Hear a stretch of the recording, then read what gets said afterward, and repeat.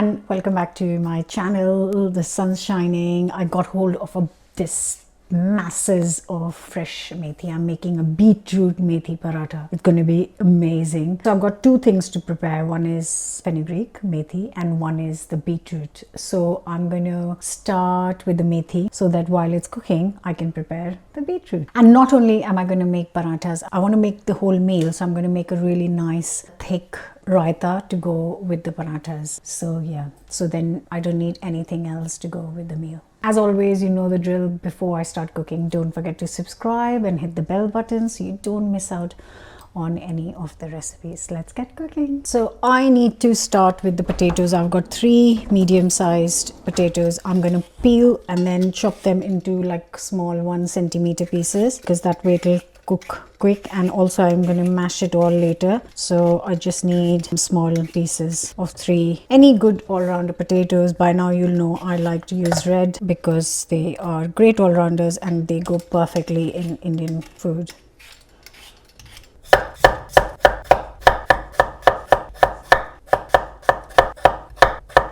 So I just want to show you that I've already prepped the methi. It takes forever. So last night I put a movie on and then I plucked all the leaves. This is a total of 4 bunches and I'm gonna use all of it because I know we're gonna get eaten. So whatever's left after the parathas, we can have it later with rotis and stuff. So I'm going to add this. Now 4 bunches, I'll tell you the weight. When you go to an Asian shop, when you look at 1 bunch of fenugreek, it's usually around 150, 160 grams. I know because I weighed all the bunches and they were all on an average between 160 and 180. And the leaves without the stalks average between 60 grams to 80 grams. So 100 grams was just the stalks. I'm just giving you an idea, but it doesn't really matter. You know, just use a couple of bunches or 3-4 bunches depending on how much you need. But I'm telling you the amount of sabji I'm making. So I'm going to be making parathas for 4 people, and whatever is left will go in the fridge and will get eaten in the next 4-5 days.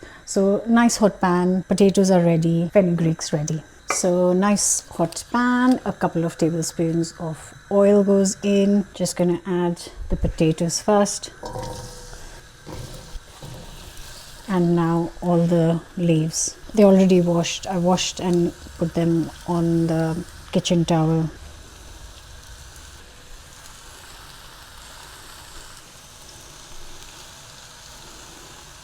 It seems like a lot, but it will completely will down to nothing. The last thing to go in is just nice big inch of ginger chopped up as finely as you possibly can, and a teaspoon of salt and a teaspoon of chili powder, and that is literally all that you need for this fenugreek filling. Now you don't need any water. See, it's already wilting down. Once you've given it a good mix, I'm going to cover and cook this on low heat. The moisture will come from the leaves, so don't worry about adding anything. Don't add any moisture to this. Now cover and lower the heat and give it 15 minutes. So I'm going to give this 15 minutes, which is enough time for the potatoes to cook and the fenugreek. Now after 15 minutes, please check if the potatoes are done. And I know not everyone can get hold of fenugreek because I can't. I just managed to find masses of bunches. If you can't, you don't miss out on the recipe. What you can do is use the same amount of spinach, chop it up finely and do exactly the same thing. I know the taste is very different. This is A, this is B, but you will still get a delicious stuffed paratha out of this whole thing. So it will taste different to this, but that will also taste delicious. So swap it with some spinach leaves in this instant, and make sure, like I'm going to do it with the fenugreek, get rid of the moisture after 15 minutes. I'll show you what exact same thing has to be done with spinach. Easy. In the 15 minutes that is cooking, we're not going to waste any time. We're going to move on to the beetroot. I have got some very sad looking beetroot here. It's not gone off. It's just a bit sad because it's been in my fridge for at least maybe 20 days, 25 days. I don't know. I'm using all of it and I'm just going to peel it and chop it into small pieces. It's perfectly fine inside. Actually, I'm going to use my old board for beetroot. I don't want my new board to get all marked up.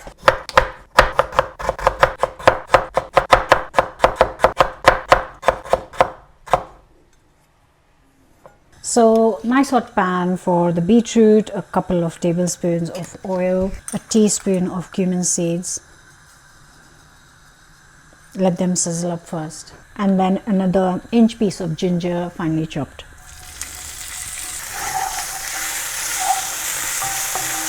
Give it a minute. Now the beetroot goes in.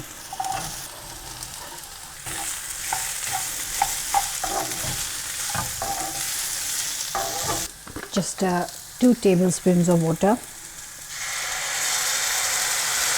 I'm going to cover and cook this for 15 minutes on low medium heat.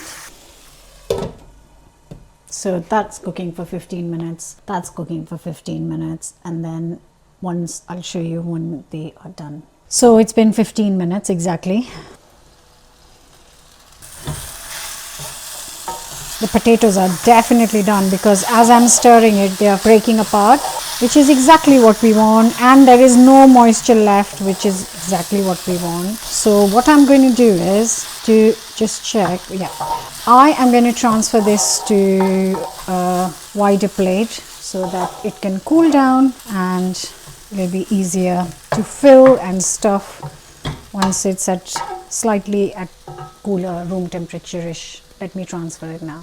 So if when you open it and there is moisture in the pan, then cook it without the lid on for a couple of minutes until you get rid of any moisture in here, because that's going to not work when you stuff the flatbreads. So here's our filling. Beautiful. I'm going to leave it in one side, and I'm going to now check on the beetroot. So beetroot has had 15 minutes as well. Looks like the moisture has almost all gone. Looks beautiful. So now this needs to be blitzed up. So what I'm going to do is turn this off, give it 5 minutes to cool down, and then I'm going to blitz this to a puree. So while the beetroot is cooling down, and so is the fenugreek, I am just going to quickly chop up a bunnet of English tomatoes that I've seen in the shop. So I'm just going to make a nice salad to go with the parathas. Just a little bit of, I know it's not summer yet, but it feels so summery today. Just stunning. Just going to blitz this up quickly.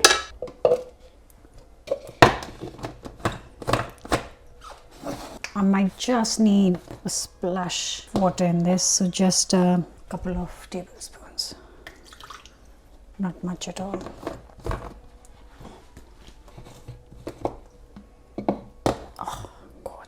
As always, because it's for 4 people, I have got here a little bit extra flour because I want a little bit for tomorrow's lunch boxes. So I've got 500 grams in here of chapati flour atta, and I'm going to add all of this mixture in here.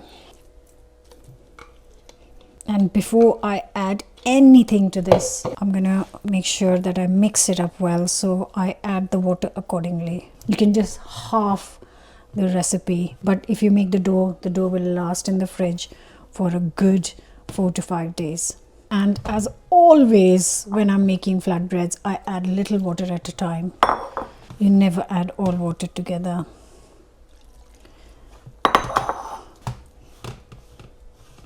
It's got such beautiful ginger cumin smell to this.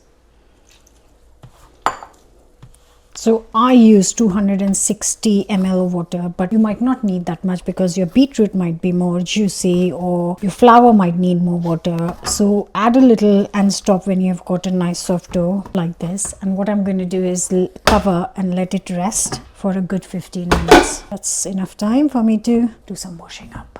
So I've got my setup here. I've got some flour in here. I've got the rested dough, beautiful, and I've got the cool down methi aloo. So now all that's left to do is fill them up and start cooking.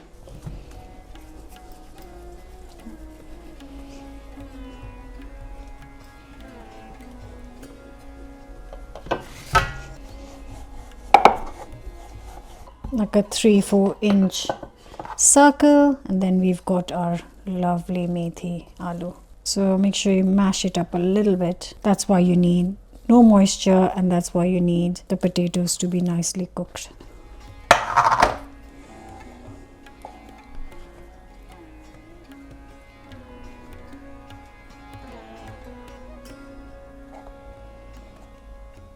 Just press it a little bit before you start rolling.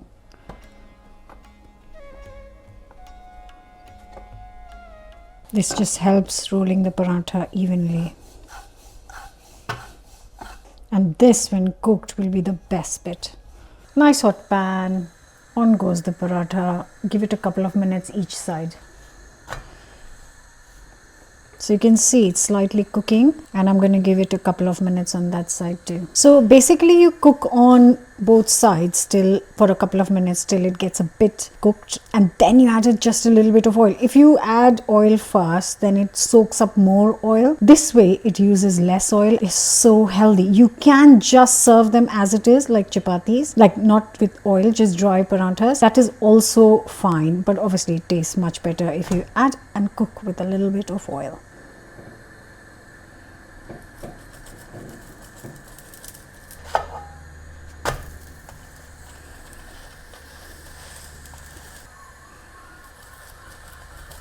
And this oil will help crisp it up nicely.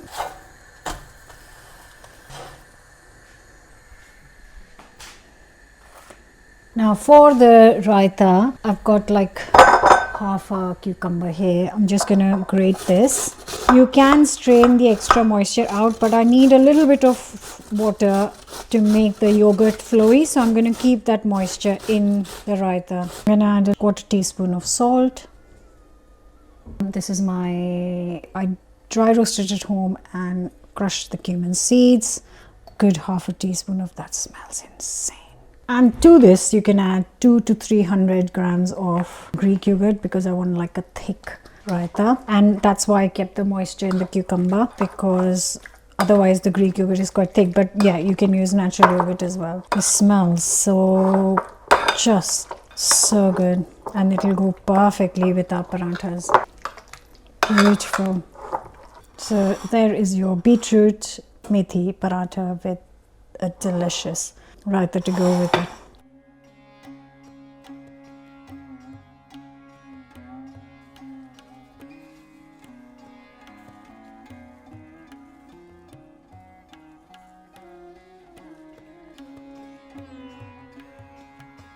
And here it is. Just look at that. Look at the glorious flatbreads. Paratha.